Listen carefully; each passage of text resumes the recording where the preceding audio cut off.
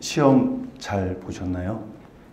저는 가능하면 이날 그리고 이맘때쯤 항상 자장면을 먹는 그런 습관이 있는데, 가능하면 그 고등학교 때 친구들하고 같이 모여서 먹으려고 하는데, 수능을 보고 그 떨리는 마음으로 집에 가서 EBS 평가 정답 프로그램을 봤는데, 그때 제가 시험 봤을 때 국어 지문에 저희는 이제 짜장면 이렇게 읽었는데, 해주시는 국어 선생님이 자장면 이렇게 정확하게 발음을 해주셨는데, 그때 기억이 많이 나고, 수능의 기억이 저뿐만 아니라 이제 대한민국에 있는 많은 분들은 이맘때쯤에 다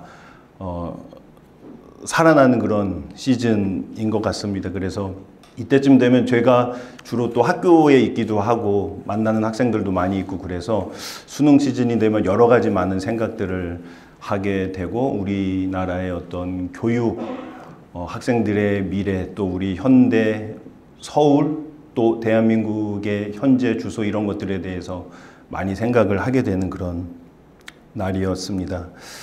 오늘 강연을 하면서도 관련된 내용들을 조금 나눌 수 있지 않을까, 그런 생각을 하게 됩니다. 처음 뵙는 분들, 또 가끔 뵙는 분들, 종종 뵙는 분들, 자주 뵙는 분들, 앞으로 또 뵐 분들, 그리고 천국에서 만나 뵐 분들, 너무 모두 반갑습니다. 감사드리고요. 편집장님 말씀하셨지만 니케아 신경 혹은 니케아 공의에 이렇게 많은 분들이 관심이 있으신 줄은 저도 몰랐습니다.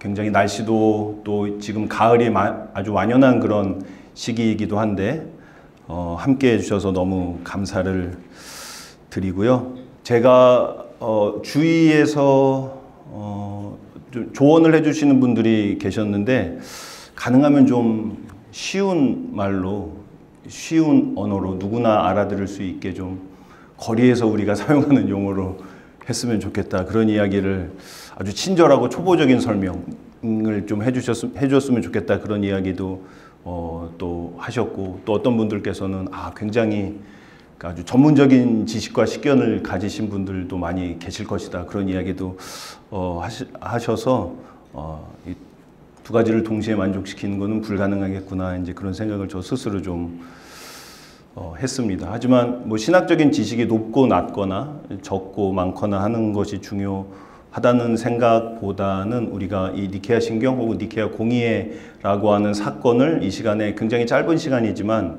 함께 생각을 하면서 오늘 우리의 삶에 대해서, 오늘 우리의 교회와 사회에 대해서 한 번쯤 생각해 볼 수 있는 그런 시간이 된다면, 여러분들 각자 나름의 상황과 처지와 고민들이 있으시겠지만은 한 가지 정도만이라도 생각해 볼 수 있다면 의미가 있지 않을까, 그런 생각을 좀 하게 됩니다.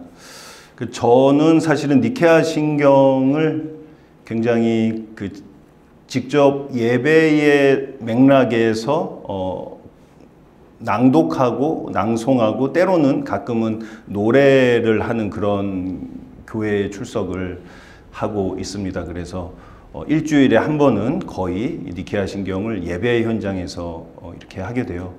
그래서 오늘 저희가 이 성당에서 강연을 하고 있는데, 그런 의미에서 성당에서 니케아 신경 강연을 하는 것은 굉장히 좀 어울리고 적합한 일이 아닌가, 그런 생각을 해서 저 개인적으로도 감사한 생각을 하고 있고요. 또 성당에서 하니까 굉장히 시작부터 모든 분들이 아주 정숙을 하신 것 같아요.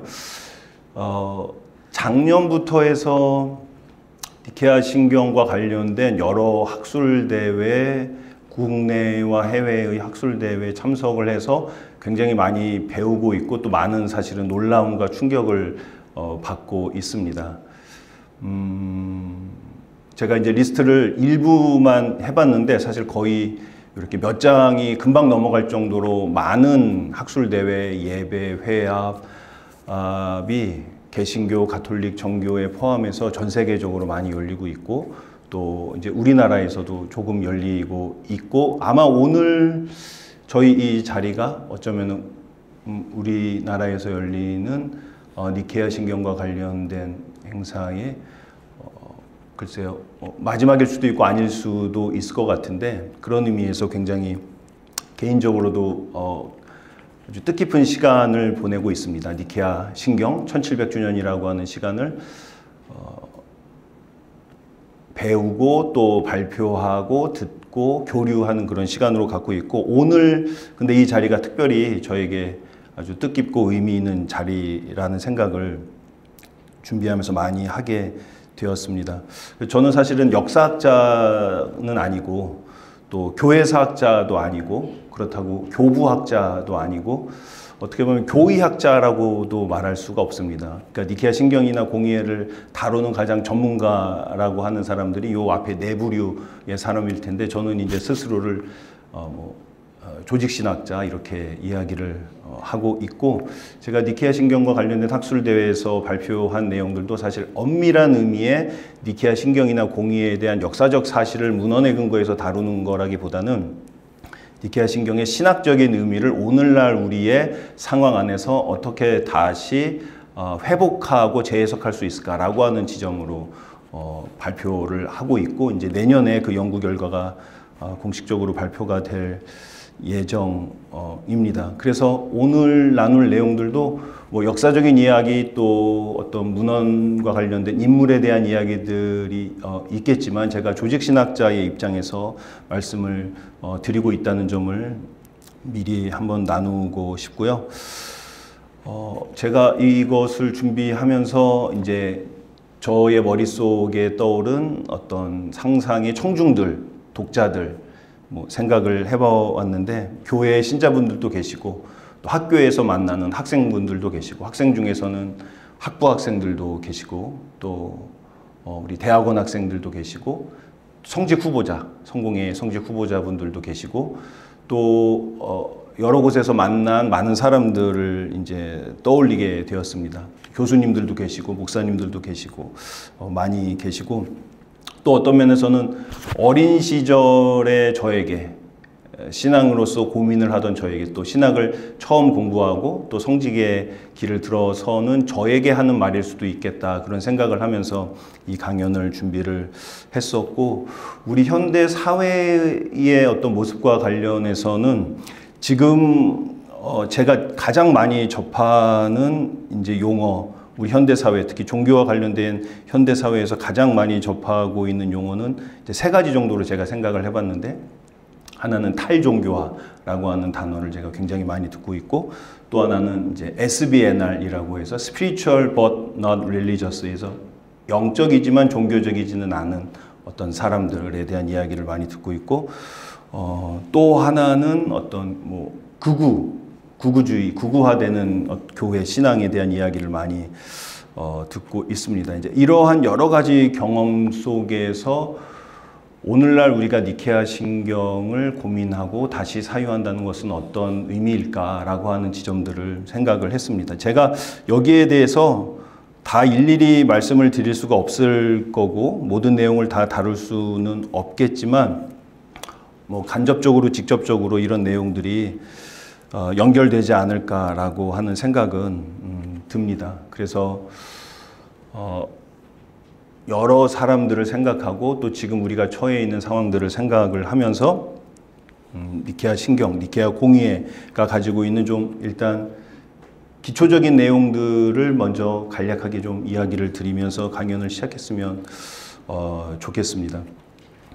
우리 비아에서 출판된 번역된 책인데, 프란시스 영의 신경의 형성이라고 하는 그 책에 보면 이제 프란시스 영이라고 하는 영국의 아주 저명한 학자가 그리스도교는 공의회와 신경이 정말 중요한 종교다, 그런 문장이 나와요. 회의와 신경이 아주 중요한 종교다라고 하는 이야기죠. 그러니까 이런 이야기를 들을 때 사실 우리는 이것을 어떻게 들어야 될까 좀 고민스러울 때가 있습니다. 근데 제가 듣기에는 그리스도교가 공의회와 신경이 중요하다라고 하는 것은 언어와 대화가 중요하다라고 하는 뜻으로 저에게는 들립니다. 말이 중요하다는 얘기겠죠. 언어가 중요하고 그것을 소통하고 대화하고 함께 이루어가는, 그것이 이제 중요한 종교가 그리스도교다라고 하는 뜻으로 저는 읽었습니다. 달리 말하자면 이 대화는 다이얼로그고 모놀로그가 아니고 다이얼로그고 그 다이얼로그를 넘어서는 거기 때문에 언제나 공동체, 타자, 대화하고 소통하고 이루어가는 시간적인 과정에 있다고 하는 점이 그리스도교회에서 중요하다라고 하는 뜻이겠죠. 이제 그렇기 때문에 그것의 역사적으로 가장 중요한 사건 중에 하나인 니케아 공의회, 또 니케아 공의회의 신경이 중요하지 않을까 생각을 해보게 됩니다. 니케아는 지금의 이제 터키 이즈닉이라고 하는 지역, 콘스탄티노플에서 멀지 않은 지역이라고 하는데요. 거기에 지금 이즈닉이라고 하는 도시에 있었던 니케아라고 하는 하나의 도시의 이름입니다. 니케아 공의회에서 니케아라고 하는 것은 짐작하시겠지만 니케아라고 하는 말은 승리의 도시라고 하는 뜻이죠. 우리 그 루브르 박물관에 가면은 이렇게 손상되어 있는 니케 여신상을 볼 수가 있는데 그 뜻과 이제 연결이 되어 있을 겁니다. 황제의 별궁이 있었던 곳이었고 그래서 니케아에서 공의회가 열리게 된 하나의 요인이 됩니다. 공의회는 뭘까요? 공의회는 교회의 특별히 대표 지도자들이 모여서 교리와 교령의 문제를 논의하는 그런 회의라고 볼 수가 있습니다. 그 지역회 공의회도 있고요. 또는 동방의 공의회도 있었고 서방의 공의회도 있었는데 니케아 공의회를 우리가 이야기할 때는 니케아 보편 공의회 이렇게 이야기를 합니다. 아니면 니케아 세계 공의회 이렇게 이야기를 해서 동방과 서방을 모두 다 아우르는 전체 교회의 보편 교회의 어떤 가톨릭이라고 하는 원래적인 의미의 그런 의미의 보편 공의회다, 세계 공의회다. 그리고 그것이 이제 1차 보편 세계 공의회라고 하는 점에서 니케아 공의회가 중요한 공의회로 알려져 있죠. 313년에 로마 황제 콘스탄티누스가 이제 밀라노 칙령을 발표하고 그 뒤로부터 12년 후에 325년에 그래서 이제 올해가 1700주년이 되는 해죠. 325년에 소집하고 주도한 공의회가 니케아 공의회이고요. 여기에서는 중요한 어떤 교령이라고 할 만한 게 있고 신경이라고 얘기할 만한 게 있는데 교령은 아주 중요한 것은 부활절 날짜가 이 공의회에서 결정이 되었다라고 하는 것입니다. 여러 가지 많은 관습들이 있었는데 니케아 공의회에서 부활절 날짜를 통일하는 그러한 결정을 하게 되고요. 그 다음에 이제 오늘 우리가 주로 또 많이 하게 될 내용은 이제 신경, 니케아 신경과 관련된 내용입니다. 여러분들 니케아 신경을 받아보셨을 텐데요. 네, 이거는 지금 보니까 제가 그 몸담고 소속되어 있는 교단, 성공의 교단의 니케아 신경의 번역본입니다. 교단마다 좀 번역본이 다른데요. 다른 이유가 아니고 니케아 신경을 먼저 한번 보고 나서 저희가 강연을 계속하면 조금 이해에 도움이 되지 않을까라고 하는 생각을 하게 됩니다. 한번 제가 대표로 해서 읽어보도록 하겠습니다. 우리는 믿나이다. 한 분이시며 전능하신 하느님 아버지, 하늘과 땅과 유영무영한 만물의 창조주를 믿나이다. 오직 한 분이신 주 예수 그리스도를 믿나니 모든 세계에 앞서 성부께 나신 하느님의 외아들이시며 하느님에게서 나신 하느님이시요 빛에서 나신 빛이시요 참 하느님에게서 나신 참 하느님으로서 창조되지 않고 나시어 성부와 일체시며 만물이 다 이분으로 말미암아 창조되었으며 우리 인간을 위하여 우리의 구원을 위하여 하늘에서 내려오시어 성령으로 동정녀 마리아에게 혈육을 취하시고 사람이 되셨으며 본티오 빌라도 치하에서 우리를 위하여 고난을 받으시고 십자가에 못 박히시고 묻히셨으며 성서 말씀대로 사흘 만에 부활하시고 하늘에 올라 성부 오른편에 앉아 계시며 산이와 죽은 이를 심판하러 영광 속에 다시 오시리니 그분의 나라는 끝이 없으리이다. 주님이시며 생명을 주시는 성령을 믿나니 성령은 성부로부터 혹은 성령은 성부와 성자로부터 나오시며 성부와 성자로 더불어 같은 경배와 영광을 받으시며 예언자들을 통하여 말씀하셨나이다. 하나요 거룩하고 사도로부터 이어오는 공교회와 죄를 용서하는 하나의 세례를 믿으며 죽은 이들의 부활과 후세의 영생을 믿고 기다리나이다. 니케아 콘스탄티노플 신경 혹은 니케아 신경 이렇게 적혀 있습니다.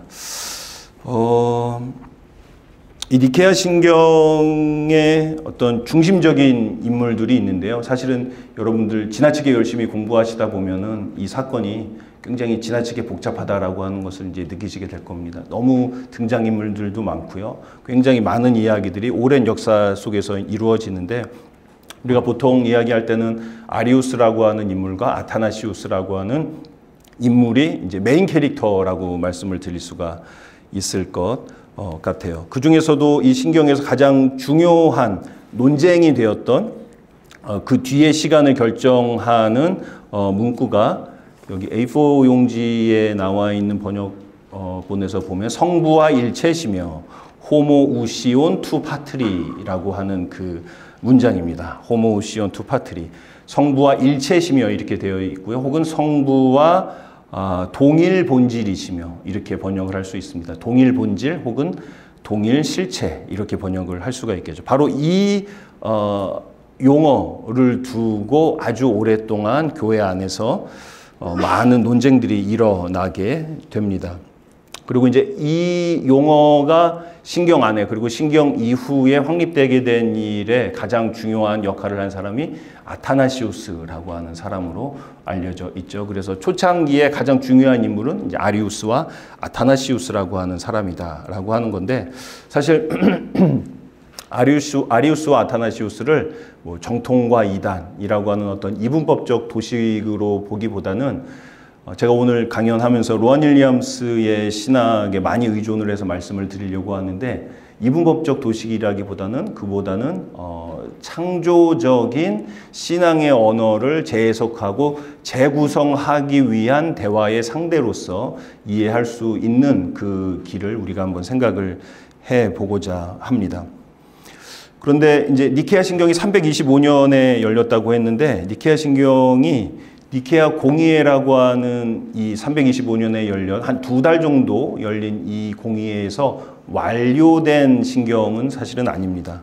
오히려 니케아 신경 이후에 논쟁이 더 불거졌고 최소 한 56년 그러니까는 제2차 보편 공의회라고 할 수 있는 콘스탄티노플 공의회가 열리는 381년까지 아주 극심한 그런 논쟁을 하게 되죠. 그래서 그 이후에 매우 격렬한 신학적인 논쟁이 이어지게 되고 381년 콘스탄티노플 공의회에서 지금 제가 읽은 이 니케아 신경 혹은 니케아 콘스탄티노플 신경이 정립이 됩니다. 그런데 이 신경이 전체 교회, 가톨릭 교회의 신경으로서 공인될 때까지는 또 조금 시간이 걸려요. 451년 칼케돈 공의회라고 하는 4차 세계 공의회, 보편 공의회라고 하는 곳에서 이 니케아 콘스탄티노플 신경이 교회의 보편 신경의 그런 위상으로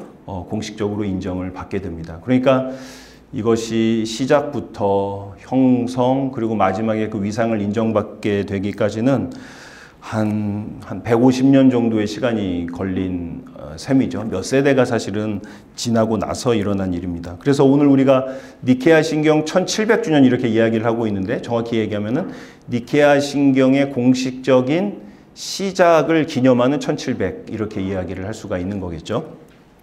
그래서 이 니케아 신경이 그 이후로 사도신경과 함께 이제 그리스도교라고 하는 종교가 고백하는 가장 중요한 앞서 말씀드렸던 것처럼 보편교회가 고백하는 신경으로서의 그런 중요성을 갖게 되는 것이죠. 제가 이제 니케아 신경과 공의회를 이야기하면서 오늘 나눌 내용의 어떤 골자를 말씀을 드리면 이 니케아 신경과 관련된 또 니케아 공의회와 관련된 현대인들이 가지고 있는 가장 큰 장애물이 뭘까라고 하는 생각을 많이 해봤습니다. 제가 들었던 이야기, 받았던 질문들, 만났던 사람들 이야기를 많이 했을 때 이 니케아 공의회와 그 신경이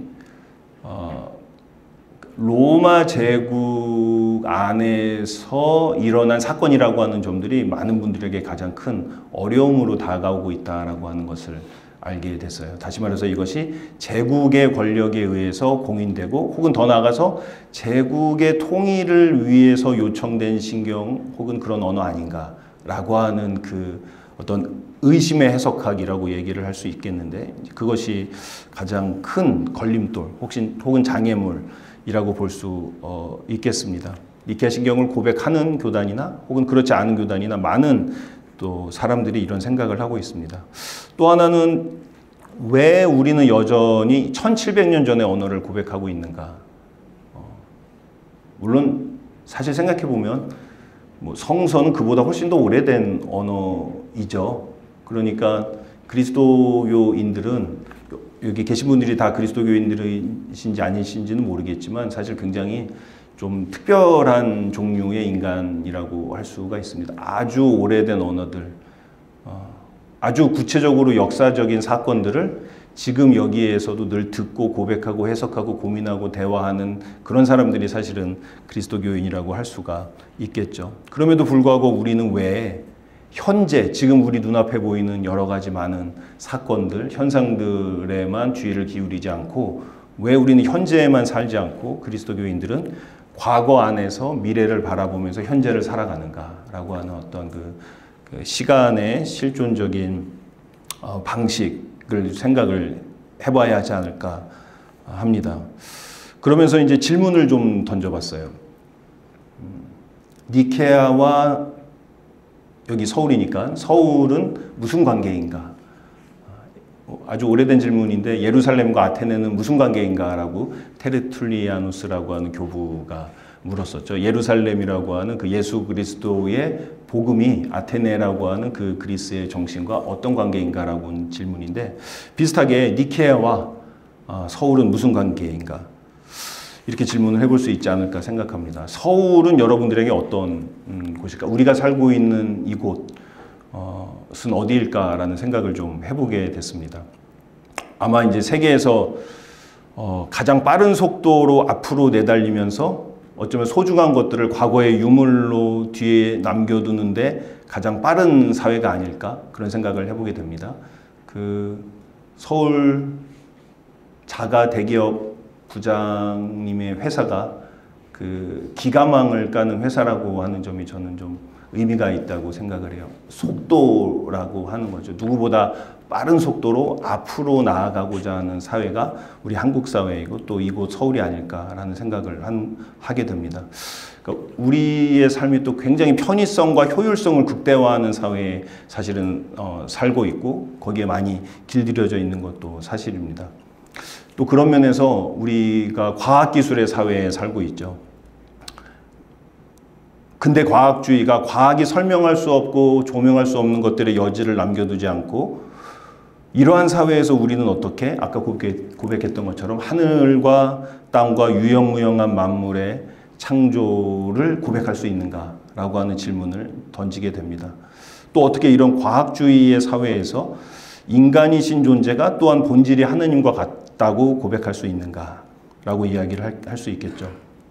또 우리가 살고 있는 이 도시의 삶은 어떤가요? 어떤 개인의 내면, 개인의 취향, 또 개인의 자기 표현, 개인의 주관적인 느낌 이렇게 개인의 양식이 공동체와 사회를 앞서 나가고 있는 사회를 우리가 살아가고 있습니다. 그래서 개인의 뭐 하이퍼 커넥션이라고 이야기를 할 텐데 개인의 그런 실체적이고 물질적인 연결을 넘어서는 방식의 그 개인의 하이퍼 커넥션이 공동체적이고 사회적이고 물질적인 차원을 압도해가는 그런 사회가 우리가 살고 있는 사회가 아닌가라고 생각을 하게 됩니다. 또 앞서 말씀드렸던 것처럼 탈종교화, 뭐 SBNR 같은 단어들이 우리에게 굉장히 익숙한 단어죠. 제도나 교리나 직제 혹은 의례라고 하는 종교성이 아니라 개인의 주관적인 느낌, 추구 이런 거를 지향하는 것을 영성으로 이야기하는 사회라고 하는 거죠. 그런데 니케아 신경은 사실은 어떻게 보면 그 직제와 교리와 제도라고 하는 교회 공동체의 핵심에 있는 언어라고 할 수가 있습니다. 그리고 요즘에 우리가 K문화의 어떤 부상 속에서도 또 경험하게 되는 것은 어떻게 보면은 그 캐대언 같은 작품에 등장하는 인물의 이야기가 현대인들에게 필요한 어떤 구원과 자기 발견의 모든 것을 말해주는 것과 같은 이 시대에서 니케아 신경이 말하는 어떤 창조와 구원과 종말의 어떤 거대한 서사, 이런 것을 우리가 현대인들이 또 서울에 사는 우리가 여전히 말할 수 있는가라고 하는 지점들을 생각을 해보게 됩니다. 325년의 니케아와 2025년의 서울이 무슨 관계인가라고 하는 질문인 것이죠. 도대체 어떤 의미로서 이 1700년의 간격이 넘어올 수 있는가라고 하는 점입니다. 뭐 굉장히 많은 질문들이 있을 거고 여러분들이 가지고 계신 또 다른 질문들이 있을 텐데 다 정당하고 사실은 의미가 있고 진지하게 탐구해 봐야 될 그런 가치가 있는 질문들이라고 생각을 합니다. 그런데 오늘 우리가 이러한 모든 질문들을 일일이 대답할 수는 없지만 이렇게 현대인들이 살아가면서 1700년 전의 언어에 대해서 질문하고 그것을 비판하고 그것이 오늘날 우리에게 도대체 무슨 의미가 있는가라고 계속 반문을 받게 되는 이 사회 속에서 우리가 생각해 봐야 될 점이 하나가 있지 않을까라는 저는 생각을 해보게 됩니다. 그것은 바로 제가 생각하기에는 지나간 언어, 옛날의 언어는 오늘 우리의 대답이 될 수가 없고 오늘 우리의 언어가 지나간 언어보다 사실은 더 옳고 선하고 진보된 언어다라고 하는 그런 태도라고 하는 거죠. 그러니까 이런 태도를 가지고 있을 때는 사실은 니케아 신경의 언어가 오늘 우리에게 의미를 준다고 하는 말에 선뜻 동의하기가 어렵게 되는 것입니다. 이러한 태도를 C.S. 루이스가 어떤 글에서 이렇게 이야기를 했습니다. 연대에 관한 속물적인 태도라고 이야기를 했습니다. 이게 번역이 사실은 이제 좀 비판적으로 들릴 수가 있는데요. 뭐 어떤 곳에서는 이런 것을 이제 연대기적인 속물주의, 연대기적 속물근성 이렇게 표현을 하고 있습니다. 첫 번째 그 인용한 문장의 첫 번째인데요. 이것이 가지고 있는 두 가지 태도가 있는데 우리 시대에 통용되는 지적 풍조를 무비판적으로 수용하는 태도, 이것이 첫 번째고요. 두 번째는 시대가 지난 것은 그 이유만으로 신뢰를 잃었다고 여기는 가정. 이 두 가지가 바로 C.S. 루이스가 말하고 있는 연대에 관한 어떤 속물적인 태도입니다. 예기치 못한 기쁨이라고 하는 곳에서 이 이야기를 하고 있습니다. 자기의 어떤 지적인 여정을 밝힌 책인데 다른 곳에서 예를 들면 서간집에서는 이것을 연대기적인 허위의식이라고도 표현을 하고 또 연대기적인 편협함이라고 하는 말로도 표현을 합니다. 이게 C.S. 루이스의 작품이 나니아 연대기인데 그러면 나니아 연대기라고 하는 말이 조금 어폐가 있지 않나 그런 생각을 해보게 됩니다. 이 출판사에서 지은 제목이죠, 사실은. 그러니까 지금 C.S. 루이스가 말하고 있는 그 연대에 대한 속물적 태도는 사실 시간이라고 하는 것을 연대기적으로만 이해하는 건데요. 다시 말하면 이제 크로노스적으로만 이해하는 태도입니다. 양적인 시간으로만 이해하는 거죠. 이 양적인 시간으로 시간을 이해하면 사실은 일종의 공학적인 사고 방식에 머무르게 되는 겁니다. 예를 들면 맥 OS 타호, 지금 저도 지금 그걸 쓰고 있는데 그것이 맥 세콰이어보다 좋고 아이폰 17이 아이폰 16보다 당연히 좋겠죠. 이것이 연대기적인 시간으로만 어떤 것에 좋고 우와 열을 판단할 때 이야기할 수 있는 겁니다. 물론 근데 아마 어떤 분들께서는 이것이 공학적으로 봐도 그렇게 나중에 나온 것이 지나간 것보다 더 항상 좋은 것은 아니다라고 말씀하실 분도 계시겠지만 일반적으로 이렇게 연대기적인 시간으로 크로노스적으로 시간을 바라보는 입장에서는 지나간 것은 오늘날 필요하지 않고 오늘 지금 현재 우리에게 놓여 있는 것이 가장 옳고 선하고 가장 진보된 것이다 라고 하는 겁니다. 근데 루이스는 이것을 독서 습관하고 연결을 사실은 하고 있어요. 현대인들의 독서 습관. 직접 인용을 하자면 최근에 나온 책들을 더 좋아하고 오래된 책들은 읽지 않는 잘못된 태도, 직접 인용을 한 겁니다. 물론 이제 이것이 발행일을 얘기한 것은 아닐 테고 어떤 연대에 대한 속물적인 태도를 가지고 있는 책만 읽으려고 하는 자세라고 하겠죠. 지금 나온 책이라고 할지라도 이러한 어떤 그 속물적 태도에서 벗어나 있는 책이라고 한다면은 그것은 루이스가 말하고 있는 그 우려에서 벗어나 있다고 이야기를 할 수가 있고, 루이스는 이러한 태도가 가장 만연한 것이 신학이라고 이야기를 하고 있어요. 흥미로운 내용이죠. 근데 루이스가 보기에 이러한 태도가 좀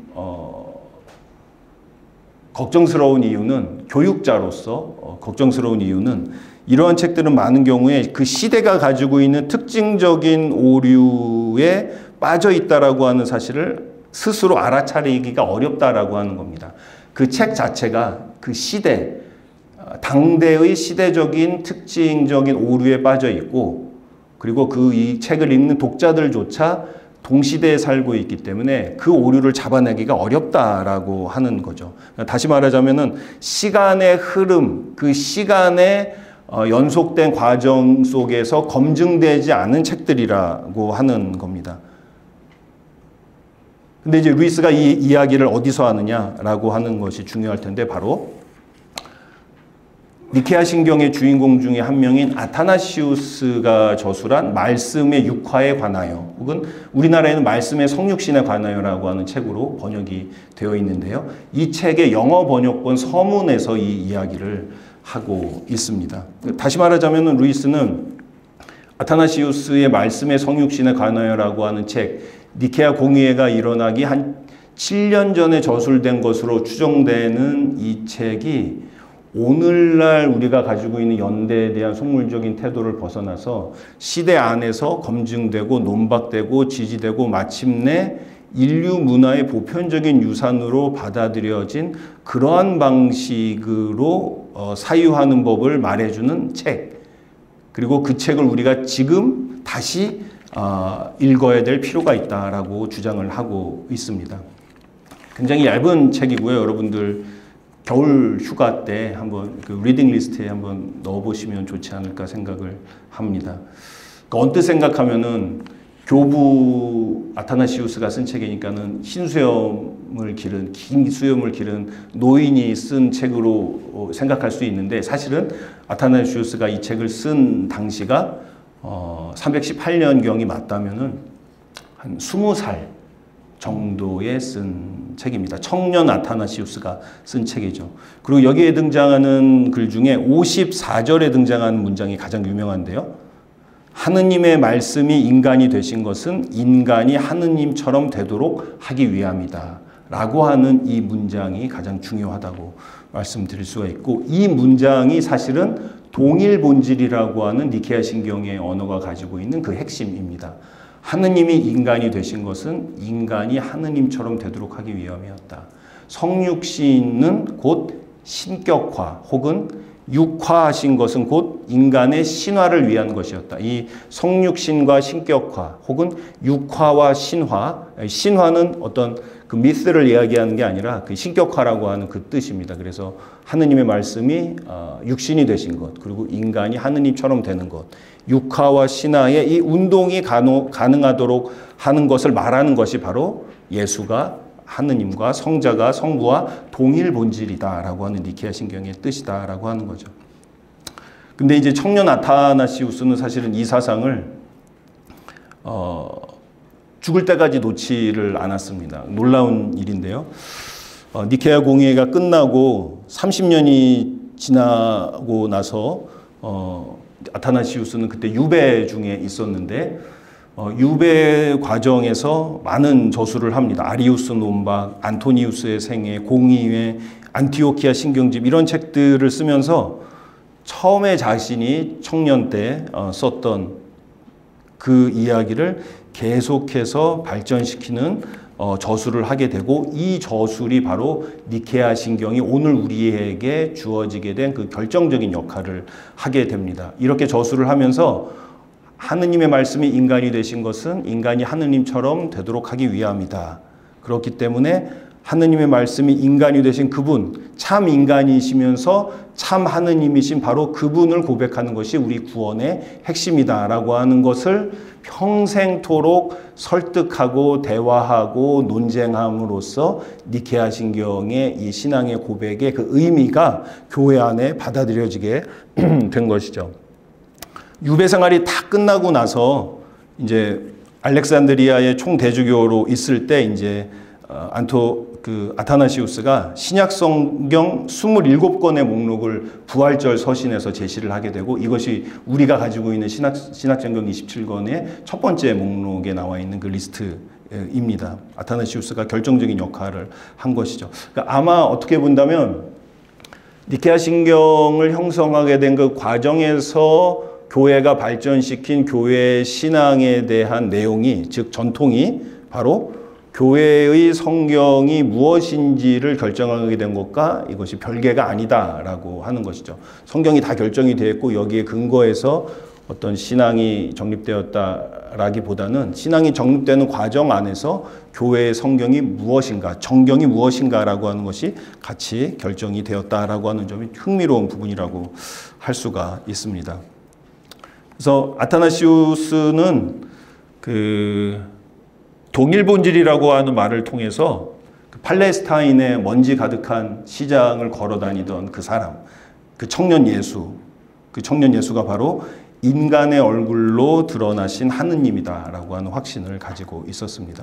그래서 그분은 참된 인간으로 인간의 영혼을 가지고 있고 인간의 몸을 입고 있고 인간의 모든 슬픔과 죽음을 품어 안고, 그렇기 때문에 또한 참된 하느님으로서 인간의 고통을 끌어안으시고 그것을 치유하고 구원하신다라고 하는 이 구원론이 니케아 신경과 아타나시우스의 신학의 핵심에 놓여 있다고 말씀을 드릴 수가 있습니다. 그래서 동일본질, 호모우시온 투 파트리, 이런 용어가 사실은 어떤 개념적이고 추상적인 언어가 아니고 살아있고 생동하고 세상 모든 사람들에게, 그 사람이 누구든 상관없이 계급이나 인종이나 성별이나 모든 종류의 모든 인간들에게 구원의 희망을 열어주는 언어로서 기능을 하고 있다. 그렇기 때문에 이것이 아타나시우스라고 하는 사람이 많은 주교들과 신자들과 함께 또 수도자들과 함께 호모우시온 투 파트리라고 하는 용어를 니케아 신경 안에 적게 된 이유라고 할 수가 있겠죠. 재밌는 구절인데요. 로안 윌리엄스가 이 동일본질이라고 하는 말에 대해서 쓴 그 표현입니다. 신뢰하는 삶의 한 부분인데 제가 우리 번역본에 나와 있는 내용하고 이제 90% 같습니다. 제가 한번 읽어보도록 할게요. 로안 윌리엄스가 동일본질이라고 하는 이 말을 어떻게 이해하고 있는지. 예수를 통해 나타난 것이 곧 하느님 자신을 나타냅니다. 하느님은 자기 사랑, 자기애 없이 흘러넘치는 그 사랑을 베푸시며 그 사랑을 되돌려 주십니다. 우리가 신비를 규정할 수 있다면 이것이 하느님에 대한 규정의 바로 그 본질입니다. 니케아 신경에 나오는 성부와 일체이시며 또는 성부와 존재가 같으신 분이라는 표현은 다소 딱딱한 전문 용어처럼 들립니다. 동일본질이라는 표현에서는 훨씬 더 그렇게 들리죠. 이 용어는 그런데 오래된 성가에서 발견할 수 있습니다. 세월이 끝없이 흘러도 동일한 본질이시며 동일하게 영원하신 분. 동일본질이라는 단어는 그래서 우리가 쓰는 어휘들 가운데에서 가장 생동감 넘치는 표현이어야 마땅합니다. 이 표현은 후미진 구석마을 출신의 노동자였던 나자렛 예수라는 한 사람과 그의 활동에서 일어났던 일들이 어떤 부족함과 모자람도 없이 하느님의 본질과 나란히 있다고 말해줍니다. 새로운 잉글랜드 성공의 성가책에서 동일 본질을 이해할 수 없는 사람들의 유익을 위해서 이 용어를 대체했다는 사실이 유감스럽습니다. 의미를 약화시키는 새로운 성가책을 만나면 작은 시민 불복종 운동이 요청되는 것 같습니다. 라고 다소 장난스럽게 이 문단을 마치고 있죠. 그러니까 많이 오해하고 또 비판을 하는 것처럼 니케아 신경의 이 용어들은 추상적이고 현실과 괴리된 그런 개념적인 언어가 아니라 사실 가장 생동하고 역동하는 그 구원의 운동을 드러내주기 위해서 그것을 보존하고 그것을 말하기 위해서 선택된 언어다라고 하는 것이죠. 아타나시우스는 묘비명에 이렇게 써 있다고 그래요. 아타나시우스 콘트라 문둠, 예, 이것도 이제 C.S. 루이스가 주목을 하고 있는 부분인데 콘트라 문둠, 세상에 저항하는 아타나시우스라고 하는 뜻입니다. 아마 조금 더 풀자면 온 천하를 맞서서 싸운 한 사람이라고 하는 뜻이 될 겁니다. 그 당시의 일들을 열심히 이제 공부를 해보면 알게 되는 것은 사실 아타나시우스는 굉장히 외로운 싸움을 아주 오랫동안 했습니다. 그래서 정말 아타나시우스가 살던 세상은 이제 더 이상 그리스도교를 믿는다는 이유로 순교하는 세상이 아니었죠. 콘스탄티누스 이후에 그리스도이기 때문에. 그런데도 불구하고 아타나시우스는 여전히 온 천하와 맞서서 평생을 싸웠던 그런 사람이었습니다. 당시에 사실 아리우스의 사상은 어떻게 보면은 아주 세련된 신학이었어요. 지금도 사실은 그렇습니다. 아리우스의 신학은 굉장히 세련된 신학이죠. 시대의 추세와 잘 어울리고, 루이스의 표현으로 하자면 그러나 시대의 특징적인 오류에 잠겨 있었던 그런 신학이었던 것이죠. 그런데 그 사실을 자각하지 못하고 있었던 겁니다. 아타나시우스 사상은 반대로 그 시대의 특징적인 오류에 빠지는 것을 허락하고자 하지 않았고, 어떻게 하면 이 오류에서 벗어나서 그리스도의 그 구원을 이야기할 수 있을까라고 하는 것을 끊임없이 사유한 그런 처절한 정신이었다라고 말씀을 드릴 수가 있습니다. 그래서 그 마지막 아타나시우스에 관련된 서문의 마지막 인용문에 아주 그 마음에 깊이 와닿는 그런 말을 C.S. 루이스가 하고 있습니다. 시대의 추세와 함께 요동하지 않았다는 것이 아타나시우스의 훌륭함이고, 늘 그렇듯 시대적 추세가 시간과 함께 다 지나가 버린 지금까지 아타나시우스는 남아있다는 것이 그가 받은 상급이다. 예, 제가 그 인용문에 이렇게 적었습니다. 아타나시우스와 또 그를 따랐던 많은 사람들의 그 지적이고 신앙적인 그 투쟁, 그 인내, 이것이 시대가 지난 지금까지 우리에게도 남아 있다라고 하는 그런 점이죠. 이것이 아마 니케아 신경을 우리가 이해하는 데 있어서 아타나시우스라고 하는 사람을 통해서 알 수 있는 중요한 통찰 중에 하나가 아닐까 생각을 하게 됩니다. 그런데 이제 이러한 통찰에도 불구하고 처음에 말씀드렸던 것처럼 우리에게 남아있는 가장 큰 장애물 중에 하나는 이 제국과 신경의 관계에 대한 의심들이 가장 강하게 남아 있습니다. 콘스탄티누스 황제가 로마 제국의 통일을 위해서 일종의 어떤 종교적인 지배 이념처럼 니케아 신경이라고 하는 통일된 그 언어를 만들고자 했다라고 하는 것이죠. 이러한 논문이 있는데요. 니케아 신경은 종교 권력의 지배 이념인가? 라고 하는 논문이 있습니다. 5년 전에 나온 논문인데 그 내용을 간략하게 요약하면은 이렇습니다.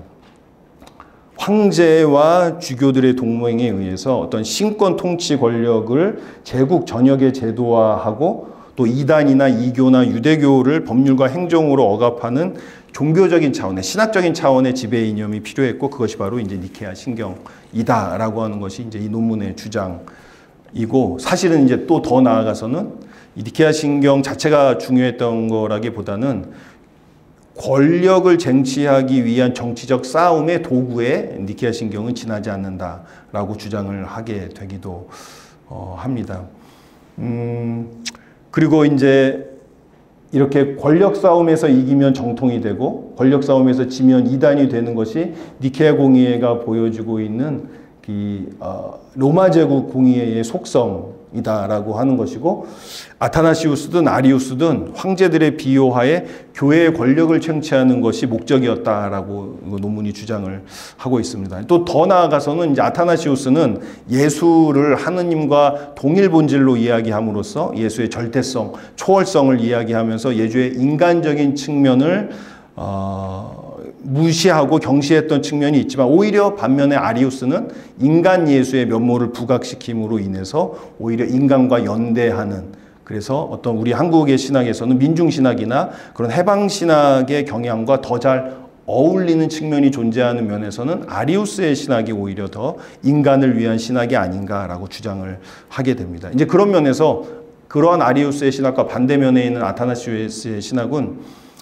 직접 인용을 하자면 알맹이 없는 껍데기와 같은 신경이다, 이렇게 이야기를 하고 있습니다.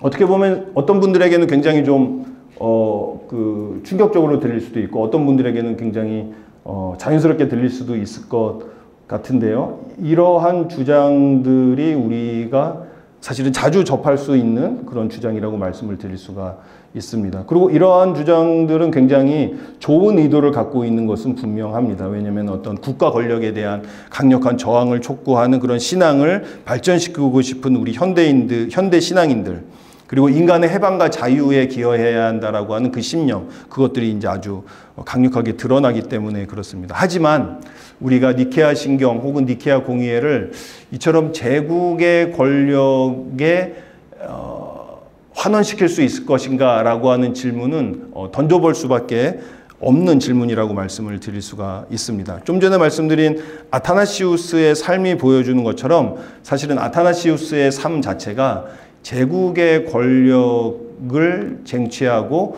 황제가 종교적 지배 이념을 형성하기 위해서 교회가 그것을 돕는 일에는 사실은 큰 관심이 없었습니다. 그것이 역사적으로 확인될 수 있는 일이 사실은 별로 존재하지 않는 거죠.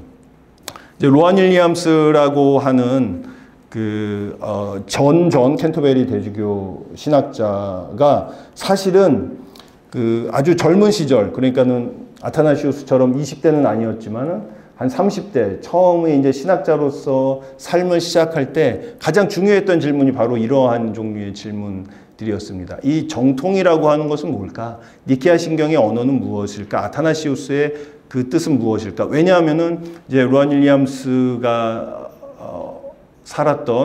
살고 있는 그 영국의 그 당시의 신학계 안에서도 이 니케아 신경의 언어가 어떤 철학에 의해서 오염된 언어라든지 아니면 제국의 권력에 의해서 포섭된 언어라든지 이러한 그 비판들이 많이 존재했기 때문에 이러한 비판 속에서 어떻게 우리는 다시 호모 우시온 투 파트리라고 하는 언어, 니케아 신경의 언어, 정통이라고 하는 언어를 다시 이해할 수 있을까라고 하는 것이 교회와 성공회를 포함해서 교회 전체와 신학계 안에서 가장 중요한 논쟁이 되었기 때문이죠. 그래서 로안 윌리엄스는 이 제국의 권력과 황제들의 개입, 이러한 것들이 니케아 신경의 형성 과정에서 매우 깊게 녹아들어가 있다라고 하는 점에 대해서는 굉장히 중요하게 생각을 하고 있습니다. 그러나 그럼에도 불구하고 우리가 아까 말씀드린 아타나시우스의 삶과 그 신학을 살펴보고 또 다른 많은 것들을 살펴볼 때 교회의 자유라고 하는 측면, 다시 말해서 교회가 예배 안에서 신앙의 언어를 끊임없이 해석하고 그리고 대화로 소통하는 이 교회의 자유, 그리고 그리스도교의 진리를 지켜낸 측면, 이것들은 언제나 황제의 그 통제 욕구에 저항하는 측면들이 언제나 존재했었다라고 이야기를 하고 있죠. 황제의 적극적인 개입이 있었고 황제가 복잡하게 얽혀 있기는 하지만 그 황제의 권력이 언제나 니케아 신경을 결정하는 최종 요소로서 작동하지는 않았다라고 이야기를 하고 있습니다. 아까 말씀드렸던 것처럼 니케아 신경 이후에 사실은 바로 콘스탄티누스 황제의 의도였다면은 니케아 신경이 정립이 되고 확립이 돼서 교회 안에 이제 평화가 찾아오고 제국의 평화가 왔어야 되겠죠. 그런데 사실은 오히려 교회는 그 이후에 더 큰 혼란으로 사실은 빠져들게 됩니다. 작동 가능한 합의가 전혀 존재하지 않았고 더 많은 논쟁과 갈등이 일어나게 되죠. 그래서 황제의 그 통일은 겉으로 보기에는 통일처럼 보였지만 사실은 그 안에는 제국 안에서든 교회 안에서든 들끓어오르는 논쟁이 존재했고, 이것이 보여주는 것은 니케아가 제국과 교회가 하나로 일치하는 것을 보여주는 것이 아니라 오히려 니케아를 통해서 교회는 콘스탄티누스 이후에도 교회는 제국과 구별되는 공동체로서, 구별되는 사회로서 하나의 대안적인 사회로서 존재하는구나라고 하는 것을 보다 명료하게 고민을 하게 되었다라고 루안 윌리엄스가 이야기를 하고 있고, 그 이후에 일어나고 있는 사건들은 이 또 다른 일치의 공식을 찾으려는 매우 엄청나게 복잡한 운동들의 기록이다, 이렇게 이야기를 하고 있습니다. 2018년에 한국에 방문하셨던 그 세라 코클리라고 하는 신학자가 있는데, 세문안교회에서 발표한 언더우드 국제 강연에서 이와 관련해서 매우 중요한 통찰을 말씀을 해주신 적이 있습니다. 그러니까 좀 전에 계속 말씀드렸던 현대인들이 가지고 있는 니케아 신경과 정통을 바라보는 입장을 이제 세라 코클리는 억압적인 권력놀이로 환원하려는 그 현대 세계의 강력한 어떤 경향성을 지적을 하고 있는 거죠. 그리고 이제 정통이라고 하는 건, 니케아 신경을 통한 정통이 억압적인 권력놀이에 의해서 확립된 정통이고, 그렇기 때문에 지금 우리는 정통이 아닌 것, 예를 들면은 소위 말해서 이단이라고 하는 것, 정통 밖에 있는 것들을 지금 다시 복권시키고 복원하고 회복해야 된다라고 하는 주장들을 현대 사회에서 많이 주장되고 있는 것들을 비판을 했었던 강연들이 존재합니다. 이제 마찬가지로 루안 윌리엄스의 이야기들도 니케아 신경이 형성되는 그 과정 안에서는 제국의 권력이 매우 깊이 관여되어 있지만은, 사실은 가장 깊은 차원에서 보자면은 교회가 그것은 자기를 찾아가는 여정에서 새로운 언어를 발견하고, 어떻게 교회가 받은 언어들을 그리스도라고 하는 존재를 통해서 드러난 완전히 새로운 구원의 사건 안에서 다시 이야기할 수 있을까라고 하는 매우 오래된, 아주 오랫동안 진행되는 그 과정이었다라고 하는 것이죠. 이제 거기에서 황제는 때로는 지지하기도 하고 방해하기도 했지만, 그것이 결정적인 역할을 하는 것은 아니고, 이 신학적인 진리 탐구, 이것은 권력의 도식으로 환원되지 않는다라는 주장을 하게 됩니다. 그러니까 어쩌면 이것은 우리가 지금 현대를 살아가는 데 있어서도, 우리의 사회를 바라보고 우리의 교회를 바라보는 데 있어서도 어떻게 보면 이제 많은 사람들이 좀 환원주의적인 그러한 의견과 입장으로 그런 유혹이 사실은 존재하는 것도 사실입니다. 왜냐하면 우리가 바라보는 현실은 매우 어둡고 아주 희망적이지 않기 때문에. 그렇지만 그럼에도 불구하고 니케아 신경을 바라보는 이러한 관점에서 우리가 알 수 있는 것은, 어떻게 우리가 이 역사 안에서 살아가면서 하느님께서 교회가 자신의 신앙을 발견하는 여정 안에서 이 역사와 시간 안에서 함께 하시고 자기 자신을 드러내시는지, 그러한 지점들이 어떻게 우리에게 여전히 열려 있고, 우리는 어떻게 그것을 발견할 수 있는 그 희망을 놓지 않을 수 있을 것인지, 이런 점들을 우리가 끊임없이 생각을 해보게 되는 것이 바로 니케아 신경에 대한 우리의 통찰, 우리가 가져야 될 통찰이 가져다주는 현실적인, 현재적인 그런 의미라고 할 수 있겠습니다. 마지막으로 말씀드리고 싶은 것은, 저희가 지금 모여있는 이 성당이 성베다 성당인데요. 정확하지는 않지만은 이 베다라고 하는 성인의 이름으로 축성된 성당으로서는 거의 유일할 것 같아요. 혹시 또 있으시면 나중에 저희한테 말씀을 해주시면 좋을 것 같습니다.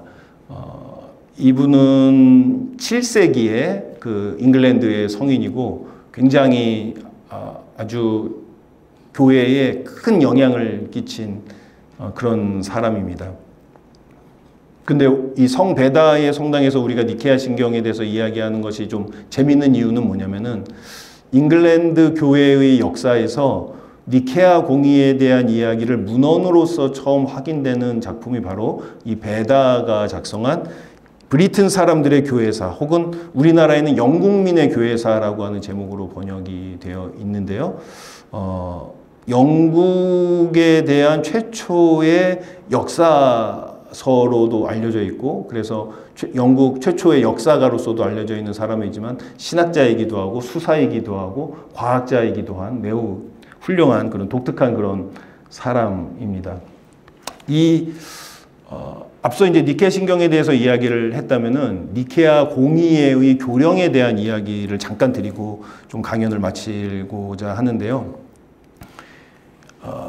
니케아 신경과 그 공의회가 일어나고 나서 한 300년이 지난 시점에 쓰여진 이 책입니다. 영국민의 교회사라고 하는 책은 300년 혹은 400년이라고 말씀을 드릴 수가 있을 것 같은데, 그 당시에 영국에 존재하고 있었던 부활절 날짜를 둘러싸고 일어난 사건에 대해서 이야기를 하고 있습니다. 이제 흥미롭게도 그 당시에 영국에 다양한 왕국이 있었는데 그 동남쪽의 노썸브리아라고 하는 왕국에서 왕과 왕비가 다른 부활절 날짜를 지키고 있었습니다. 왜냐하면은 그 왕은 스코틀랜드와 아일랜드 계열의 그 아이오나 전통을 따르고 있었고, 왕비는 켄트 지역의 사람인데 로마와 알렉산드리아 전통의 계산법을 따르고 있었습니다. 우리가 여기서 알 수 있는 것은 부활절을 계산하는 날짜가 그 영국이라고 하는 지역에서는 큰 차이가 존재하고 있었다라고 하는 거죠. 그래서 이제 전해지는 말에 따르면 왕비가 고난주일을 지내고 있는데 왕은 부활절을 맞이를 하게 되는 그런 당황스러운 일이 계속 발생을 했었던 거죠. 왕은 오스위라고 하는 사람이었고 이제 왕비는 이안 플레드라고 하는 사람이었는데, 이것이 사실은 교회의 일치와 통합, 그리고 부활하신 그리스도에 대한 온전한 신앙을 드러내는 데 있어서 큰 장애물이 되었습니다. 그래서 그 유명한 664년에 윗비 수도원이라고 하는 곳에서 회의가 열리게 됩니다. 윗비 수도원은 영국에서 가장 맛있는 그 피쉬앤칩스 집이 있는 곳이기도 한데요. 지금은 그 잔해만 남아 있습니다. 이 윗비 수도원이. 힐다라고 하는 사람이 여기 수도원장이기도 했었고요. 여기에서 회의를 하게 되는데 스코틀랜드 전통을 대표하는 주교 콜만이라고 하는 사람과 로마 전통, 로마와 알렉산드리아 전통을 대표하는 프랑스와 로마 유학파 출신의 수도원장 윌프리드 신부가 부활절 계산 문제를 두고 이제 경론을 벌이게 됩니다. 윌프리드는 니케아의 보편광해, 니케아 공의회에서 확립한 부활절 계산법, 지금 로마에서 따르고 있는 부활절 계산법을 따르는 것이 보편교회의 관행에 일치하는 것이다. 보편교회의 일부가 되는 것이다 라고 주장을 했었고, 이제 당연히 스코틀랜드 전통을 대표하는 콜만 주교는 영국의 지역적인 오래된 그 전통을 주장을 했었죠. 근데 이제 베다의 서술에 따르면 오스위 왕이 천국의 열쇠를 가지고 있는 베드로를 거론을 하면서 베드로의 수익권을 근거로 해서 이제 로마식을 옹호를 하게 됩니다. 이 내용이 베다의 영국민의 교회사에 나오는 니케아 공의회에 대한 유일한 내용입니다. 니케아 신경에 대한 내용도 아니고 니케아 공의회에서 결정한 부활절 날짜에 대한 내용이 한 400년쯤 지나서 어떻게 영국이라고 하는 곳에서 다시 확립이 되고 있는가. 이제 이후에 그러면서 로마 알렉산드리아 계산으로 통일이 되고 영국 전역이 로마 알렉산드리아 계산으로 통일이 됩니다. 그리고 이제 지금 서방교회가 우리나라를 포함해서 서방교회가 지키고 있는 계산이 바로 로마의 계산, 그 당시 니케아 공의회에서 결정된 계산법이 되겠죠. 그런데 이제 베다의 이야기가 굉장히 흥미로운 이야기인 것은 뭐냐면은, 베다가 이야기하는 것에 따르면은 단지 신앙의 내용이 무엇인지를 이야기하는 신경, 그것에서 더 나아가서 이 신경이 말하고 있는 교회의 이야기, 교회의 서사, 교회의 신앙을 어떻게 우리가 하나의 공동체로서 함께 지키고 이것을 세계에 드러나는가, 그리고 이것이 하나로 지키는 그러한 활동과 일치 안에서 우리가 세계 안에서 어떻게 복음을 증언하는가라고 하는 이야기로 이것을 가져가고 있다는 점이 굉장히 흥미로운 부분입니다. 그래서 베다가 볼 때에는 단순히 이것은 논쟁하고 있었던 두 집단이 하나의 타결을 이룬 것이 아니라 어떻게 영국이라고 하는 그 브리튼 섬의 교회가 보편교회 안에서 하나가 될 수 있는가. 그래서 하느님께서 하나의 공동체로 부르는 이 교회의 섭리에 온전히 참여하게 되는가. 그렇게 통해서 어떻게 교회가 일치된 방식으로 하느님의 구원을 세계에 증언하는가. 그러니까 일종의 어떤 신학적인 역사가로서 이 사건을 바라보고 있는 점이 굉장히 흥미로운 부분이라고 볼 수가 있습니다. 그러니까 시간 속의 사건들을 단순히 연대기적으로 읽는 것이 아니라 이것을 신학적으로 읽어내면서 니케아 공의회의 중요성을 역사서에서 보여주고 있는 것이죠. 그래서 우리가 지금 여기에서 알 수 있는 것은 특별히 오늘 이 성당이 그 죽성된 베다라고 하는 사람을 통해서 알 수 있는 것은 어떤 니케아 신경이 이야기하고 있는 진리는 그것이 무엇을 의미하는가에 대한 언어적인 분석이나 그 신학적인 어떤 추론, 토론 이런 것에서만 그치는 것이 아니라 사실은 그것이 이야기하고 있는 가장 근본적인 것들을 어떻게 우리가 하나의 몸으로서 드러내는가, 어떻게 많은 사람들이 하나의 몸으로 이것을 하나의 행위로 드러낼 것인가 라고 하는 점이 우리가 니케아 공의회를 1700주년을 기념하면서 깊이 생각을 해봐야 될 지점이 아닌가라고 생각을 하게 됩니다.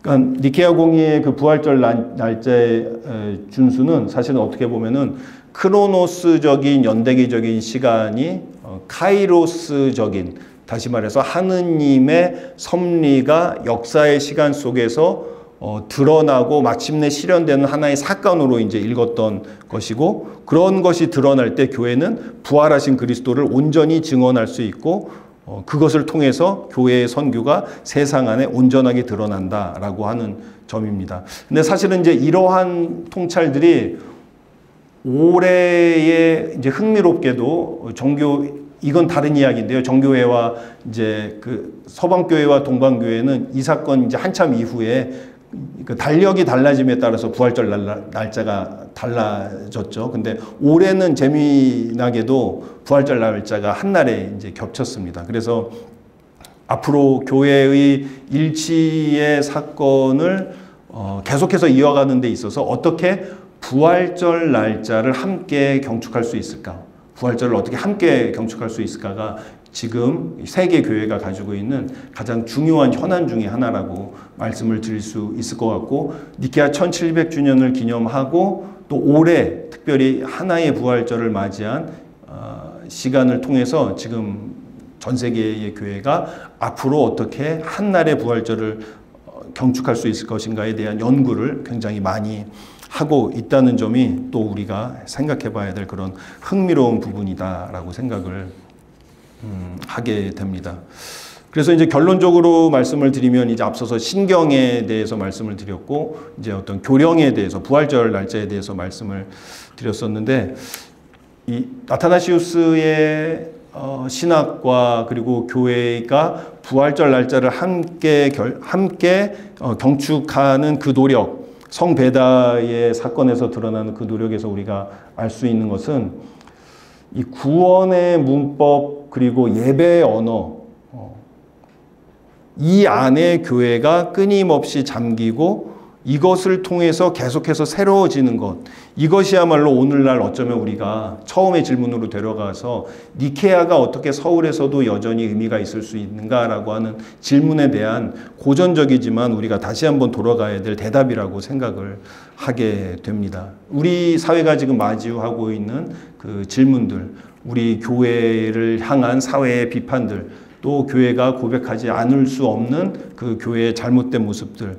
어떤 그 국가의 권력에 봉사하고 결탁하고 있는 그런 모습들, 어떻게 이것을 교회가 넘어설 수 있을 것인가, 굉장히 많은 토론들과 논쟁들이 일어나고 있습니다. 또 지금 끊임없이 개인주의화되고 파편화돼 가고 있는 이 사회에서 어떻게 교회는 그리스도의 몸이라고 하는 공동체의 고백이라고 하는 그 의미를 이 사회에 어떻게 다시 전해줄 수 있을까라고 하는 이러한 지점들을 우리가 생각을 해봤을 때 우리는 여전히 니케아 신경을 통해서 드러나고 있었던 그 교회의 언어, 예배와 기도의 언어, 이 언어 안에서 교회가 다시 끊임없이 새로워지는 것, 이것이 바로 우리 지금 한국 교회가 마주하고 있는 문제들을 넘어설 수 있는 하나의 단초를 제공할 수 있지 않을까, 그런 생각을 해보게 됩니다.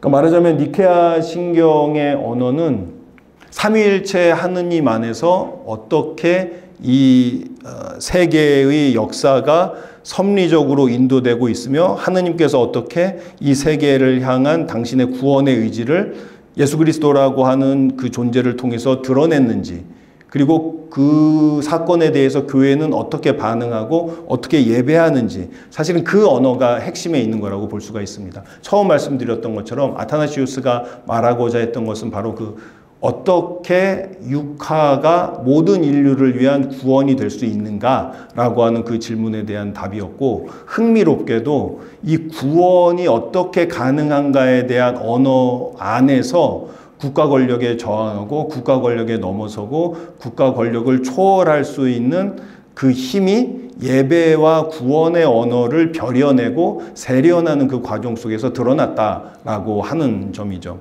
그리고 이렇게 교회가 구원의 언어를 드러내는 과정, 이러한 모든 과정들은 사실은 공동체의 예배 안에서 이루어지는 과정이다라고 하는 점에서 오늘 우리가 마주하고 있는 이 어떤 사회의 어려움들, 그 끊임없이 그 개인이 파편화되고 있는 이 사회, 그리고 개인의 정체성이나 개인의 자기 표현이나 개인의 느낌으로 함몰되어가는 이 사회 안에서 어떻게 우리가 자기를 넘어서서 자기를 초월해서 자기 밖에 있는 그 초월적 실제를 향해서 자기를 개방할 수 있는지, 이제 그런 것을 우리에게 가능성을 열어주는 것들이 바로 니케아 신경의 언어가 처음부터 형성되고 여전히 우리에게 전해지고 있는 그 의미가 아닐까, 이제 그런 생각을 좀 해보게 됩니다. 그래서 니케아 신경은 우리는 믿나이다 이렇게 시작을 합니다. 우리는 믿나이다. 그러니까 그리스도인들에게 있어서는 사실은 이제 세례를 받을 때 나는 믿나이다 이렇게 이야기를 하면서 세례의 서약을 하게 되죠. 나는 믿나이다라고 세례 서약을 하지만 그 이후에는 그리스도의 몸 안에서 우리가 된 이후에는 니케아 신경을 고백할 때 우리는 믿나이다라고 공동체 안에서 고백을 하게 됩니다. 그래서 우리 모든 이제 개인적인 존재들은 이 공동체 안에서 자기를 넘어서는 더 큰 구원의 서사 안에서 변혁되고 형성되고 수행을 이루고 또 덕을 쌓아가면서 새로워지는 그 신앙의 언어와 문법 안으로, 그 공동체의 실천 안으로 들어가게 되는 것이죠. 그렇기 때문에 이제 인간은 여전히 우리는 현대인들은 서울에 살고 있는 우리는 여전히 니케아 신경의 이 언어 안에서 우리가 가지고 있는 이 현대 사회의 어려움들, 질문들, 문제들, 이것을 넘어설 수 있는 가장 그 근원적인 힘을 발견할 수 있지 않을까, 그런 생각을 해보게 됩니다. 바라기는 우리 교회 안에 점점 더 어떻게 보면은 그 개교회의 개별적인 어떤 비전 선언문 이런 것들이 교회의 공동의 신앙 고백, 예를 들면 사도신경이나 니케아 신경을 대체하게 되는 경우가 많이 있는데, 이번 니케아 신경 1700주년을 통해서 니케아 신경 또 사도신경과 같은 교회의 공동의 신경이 가지고 있는 그 근원적인 힘, 근원적인 의미, 이것을 재발견할 수 있는 그런 시간이 되었으면 좋겠다는 말씀을 드리면서 강연을 마치도록 하겠습니다. 고맙습니다.